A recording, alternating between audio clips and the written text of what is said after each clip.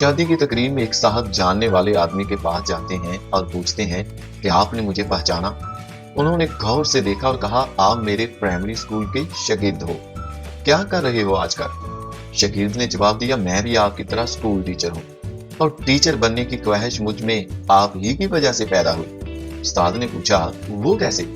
शागिर्द ने जवाब दिया, आपको याद है कि एक लड़के की बहुत खूबसूरत घड़ी चोरी हो गई थी और आपने पूरी क्लास को कहा था कि जिसने भी घड़ी चुराई है वापस कर दे। मैं घड़ी वापस करना चाहता था, लेकिन शर्मिंदगी से बचने की वजह से नहीं कर पाया। आपने पूरी क्लास को दीवार की तरफ मुंह करके आंखें बंद करके खड़ा होने का हुक्म दिया और सबकी जेबों की तलाशी ली और मेरी जेब से घड़ी निकाल कर भी मेरा नाम लिए बगैर उसके मालिक को दे दी और मुझे सबके सामने शर्मिंदा ना किया। तभी मैंने दिल से उस्ताद बनने का तहैया कर लिया था।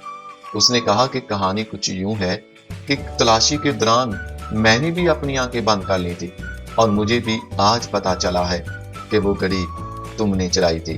दोस्तों, इसी तरह हमें भी एक दूसरे की गलतियों को छुपाना चाहिए। खुदा हमारे सारे असातिज़ा को लंबी उम्र अता करे।